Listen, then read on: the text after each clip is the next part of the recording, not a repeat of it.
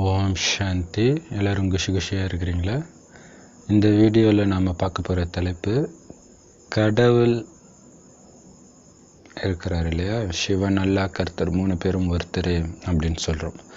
ஒரு கடவுளுடைய வெவ்வேறு பெயர்கள் தான் இது. கடவுள் ஒருவரே. அந்த ஒரு கடவுள் தான் இந்த உலகை படைத்தார். நம்மளை படைச்சார்னா அவரை யார் படைச்சது? இந்த கேள்வி இந்த ஞானத்துக்கு புதுசாக வர எல்லோருக்குமே தோன்ற கேள்வி. கடவுளை யார் படைத்தார்? ஒரு பாட்டு கூட வரும் இல்லை, கடவுளை மனிதன் படைத்தாரா அல்லது மனிதன் கடவுளை படைத்தானா, 2 பேரும் இல்லையே, ரொம்ப தொல்லையே. அதாவது யாரோ ஒருத்தர் ஒரு ஏன்னா சயின்ஸ் அப்படி மனிதர்களை பிரெயின் வாஷ் பண்ணி வச்சிருக்குது. கற்கால மனிதனந்தான், பயந்துட்டு இருந்தான், இடி மின்னலுக்கு பயந்தான். ஸோ இந்த மரணத்துக்கு பயந்ததுனால ஒரு சக்தி இருக்குன்னு நினச்சிட்டு கும்பிட ஆரம்பித்தான். மனித அறிவு இப்படி தான் சிந்திக்கும்.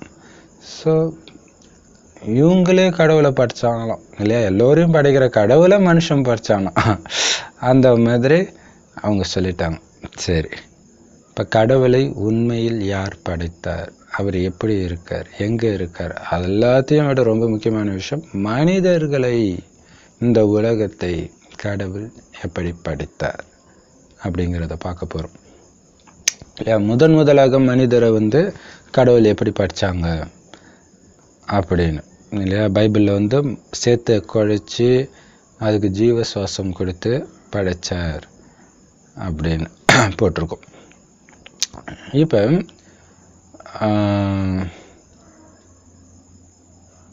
சரி, இறைவன் உலகத்தை எப்படி படைக்கிறார்? அவர் படைத்த உலகம் எது, அது எப்படி இருந்தது அப்படிங்கிறத தான் இறைவனே நேரடியாக பிரம்மகுமாரிகள் மூலமாக சொல்கிறார். அந்த ஞானத்துடைய சாரம் தான் இந்த ஃபோட்டோ இல்லையா. இது 5000 வருட காலச்சக்கரத்தினால இயங்குது இந்த உலகம். இதில் முதல் 2500 வருஷம் சொர்க்கமாகவும் அடுத்த 2500 வருஷம் நரகமாகவும் திரும்ப நடக்குது. இரவு முடிஞ்சா பகல், பகல் முடிஞ்சா இரவு மாதிரி, சொர்க்கம் முடிஞ்சா நரகம், நரகம் முடிஞ்சா சொர்க்கம். சொர்க்கன்றது இறைவன் படைக்கிற புத்தம்புது உலகம். ஸோ எல்லா புது பொருளுமே ஒரு நாள் பழசாகி தான் தீரணும், இயற்கை இல்லையா, இயற்கையின் விதி அது. ஸோ அதே மாதிரி இந்த உலகமும் பழசாகும்போது இது நரகம் ஆயிடுது. புதுசாக இருக்கும்போது வெறும் சுகம்தான். தங்க வைர வைடூரிய நகைகள், மாளிகைகளும் தங்கத்தினாலே கட்டியிருப்பாங்க. அங்கே இருக்கிற மனிதர்களுடைய மனமும் தங்கம் மாதிரி அவ்வளோ உயர்ந்ததாக, தெய்வீக குணங்கள் நிறைந்ததாக, வெறும் அன்பு, அமைதி, தூய்மை இது மட்டுமே நிறைந்ததாக இருக்கும்.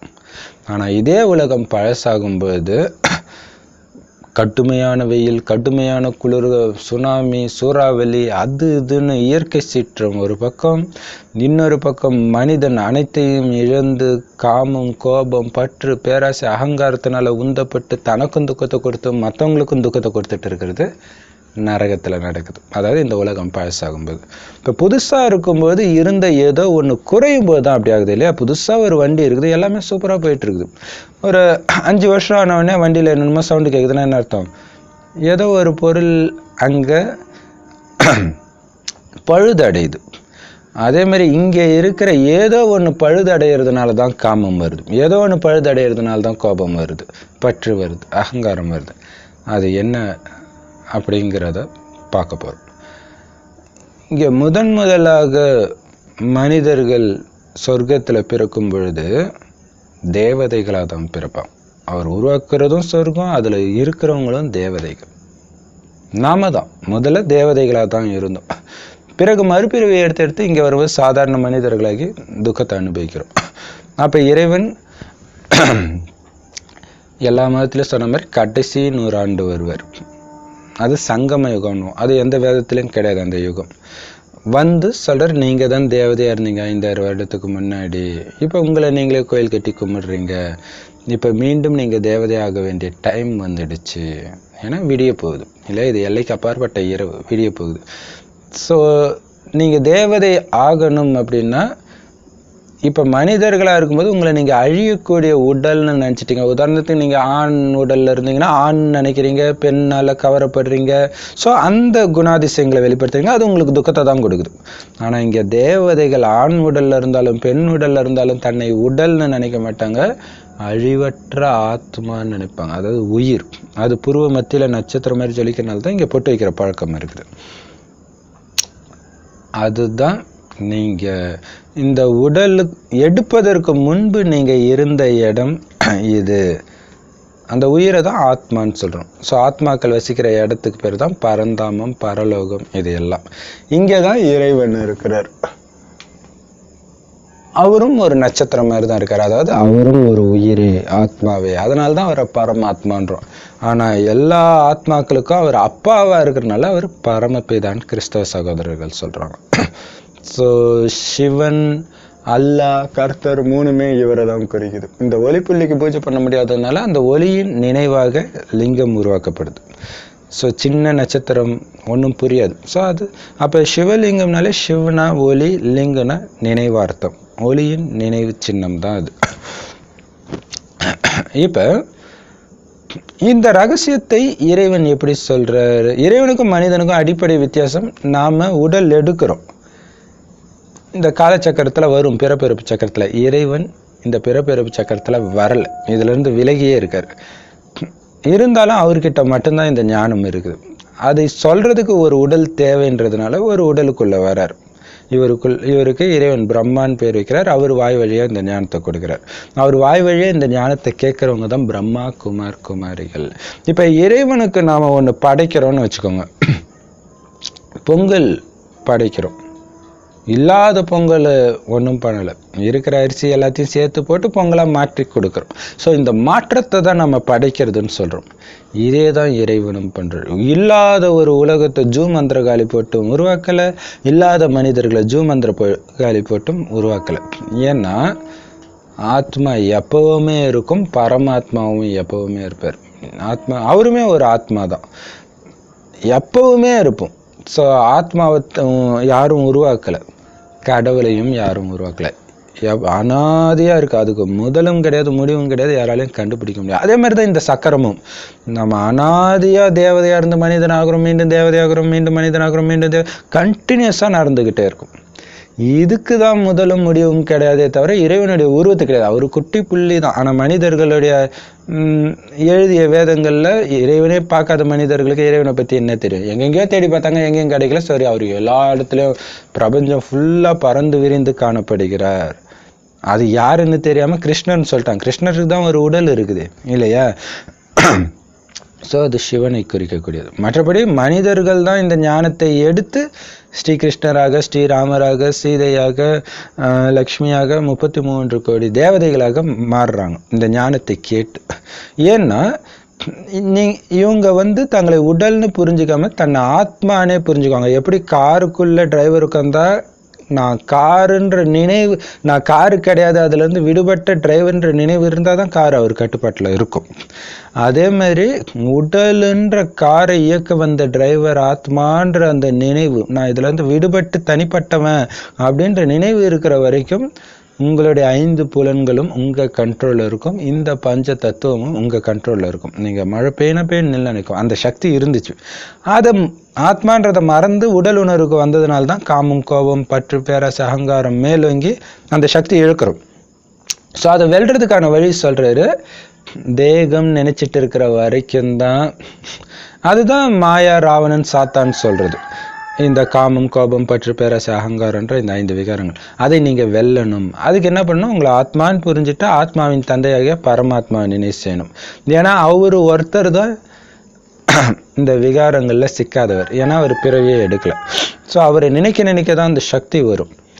சக்தி வர வர இந்த சக்தின்றது உங்கள் குணங்களில் வெளிப்படும். உதாரணத்துக்கு காமத்தை வெல்றீங்கன்னா என்ன ஆகும்? தூய்மையின் சக்தி குறைவுனால தான் காமம் வருது. பொறுமை சக்தியின் குறைவுனால தான் கோபம் வருது. ஸோ இந்த மாதிரி இங்கே இருந்த சக்திகள் குறையும் போது இங்கே உள்ள அசுர குணங்களாக வடிவெடுக்குது. ஸோ அந்த சக்தியை அதிகப்படுத்திக்கிட்டிங்கன்னா அசுர குணங்கள் அழிஞ்சிடும். ராவணனை அழிச்சிடலாம். ஏன்னா இப்போ நடக்கிறது ராவணனுடைய ராஜ்யம், சாத்தானுடைய ராஜ்யம்.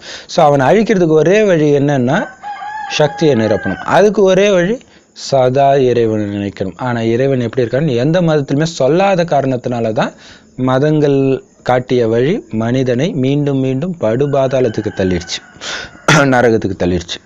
இப்போ இறைவன் சொல்றார், உங்களை ஆத்மான்னு புரிஞ்சு பரமாத்மாவாகிய என்னை நினைவு செஞ்சுக்கிட்டே இருங்க.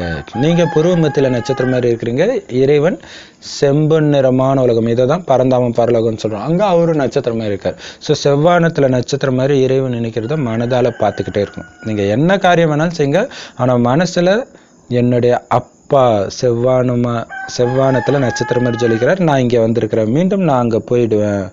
அந்த நினைவு இருந்துகிட்டே இருக்கணும்.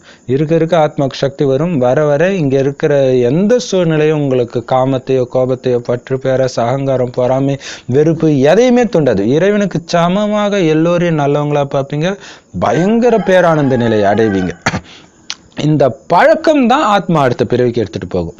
ஸோ இவ்வளவு நாளாக உடல் நினைச்சு காமம் கோபத்தெல்லாம் எடுத்துட்டு வந்துடுச்சு இல்லையா? அப்ப சொல்லி தெரிவதில்லை மன்மத கலைன்னு பாரதியார் சொன்னார் இல்லையா? அப்ப காமம் வந்து தானா வரும், தானாலாம் வரல. அது முந்தைய ஜென்மத்துல வந்து அதை எடுத்துட்டு வந்துருக்குது. அதே சம்பந்தப்பட்ட சூழ்நிலை வரும்போது டக்குன்னு அது வெளியே வருது. அதுதான். ஏன்னா சொர்க்கத்துல யாருக்குமே காமம் வராது இல்லையா? இங்க கொஞ்சம் கொஞ்சமா தான் அது வருது.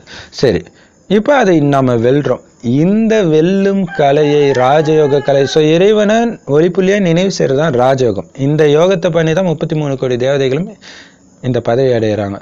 ஸோ மனிதர்களை தேவதைகளை ஆக்குறது தான் இறைவனுடைய படைப்பு. அதுக்கு இறைவன் எப்படி படைக்கிறாருன்னா, இந்த பிரம்மா இவர் உடல்ல வந்து சொல்றாரு, இவருக்கு இறைவன் பிரம்மான்னு பேர் வைக்கிறார். ஸோ இவர் வாய் வழியா இந்த ஞானத்தை கேட்குறவங்க பிரம்மா குமாரிகள். அப்ப பிரம்மா உலகத்தை படிச்சான்றாங்களே, முதல்ல யாரை படிக்கிறார்? குழந்தைங்களை படிக்கிறார். ஸோ பிரம்மாவுடைய குழந்தை. ஆனா படைக்கிறது பிரம்மா கிடையாது, சிவன். இவர் வாய் வழியா பண்றார். ஸோ இவருடைய நினைவு தான் நந்தி. நந்தி இல்லாம சிவனால அந்த காரியம் பண்ணியிருக்க முடியாது. அதாவது உடல் தேவை, அதனால. சரி, அப்ப இப்படிதான் இறைவன் படைக்கிறார். இறைவனை யார் படைச்சார் அப்படின்னா, யாரும் படைக்கல. ரெண்டு அர்த்தத்திலுமே படைக்கல. இல்லாத ஒரு இறைவனை புதுசாகவும் படைக்கல.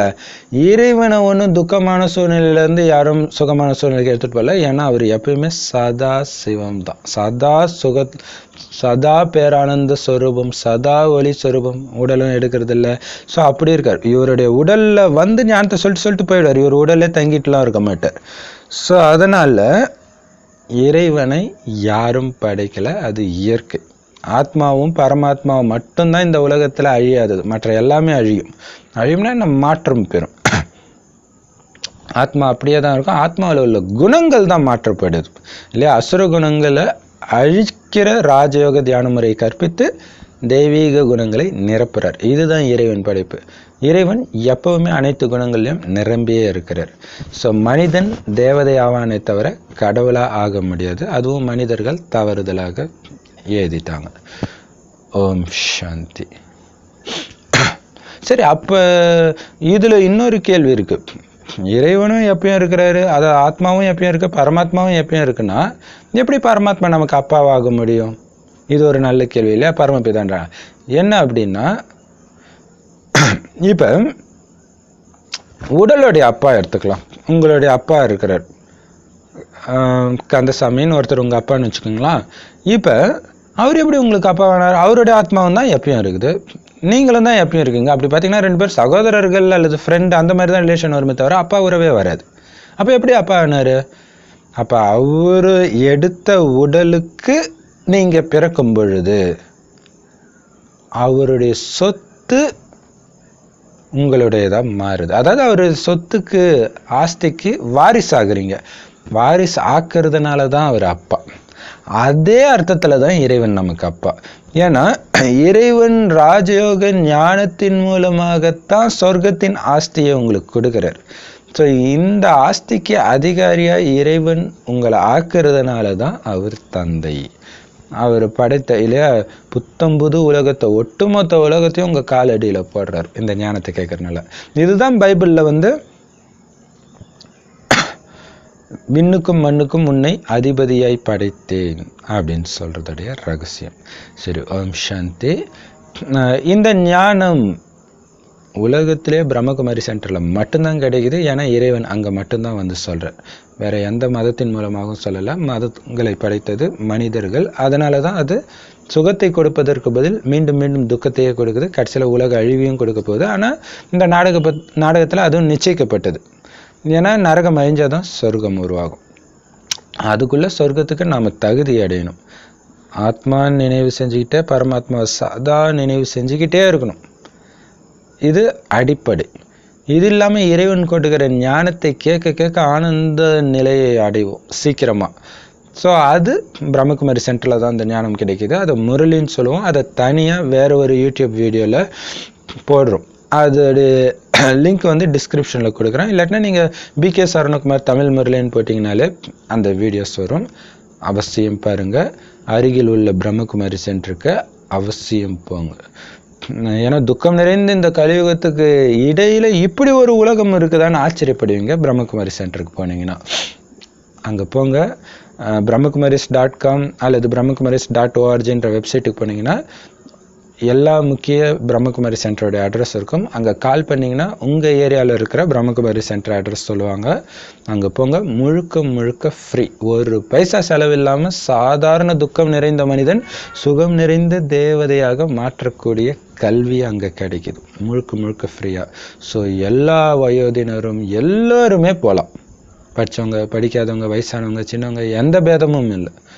எந்த மத பேதமும் கிடையாது, இனபேதம் கிடையாது, நிறபேதம் கிடையாது. எல்லாருக்கும் இறைவன் அப்பா. அந்த அப்பா நம்ம குழந்தைகளாகிய நமக்கு 5000 வருஷத்துக்கு ஒரு தடவை தான் சொத்து கொடுக்குறாரு. அழிவற்ற சொத்து. இந்த சொர்க்கத்தில் வந்து உங்களுடைய சொத்தை யாரும் திருட மாட்டாங்க, டேக்ஸ் போட மாட்டாங்க, சுனாமி வராது. அப்படிப்பட்ட ஒரு சொத்து. சதா ஆனந்தத்தில் இருப்பீங்க. ஸோ அவசியம் அந்த சொத்தை அடைய பிரம்மகுமாரி சென்டருக்கு வாங்க. ஓம் சாந்தி. தேங்க்ஸ் ஃபார் வாட்சிங்.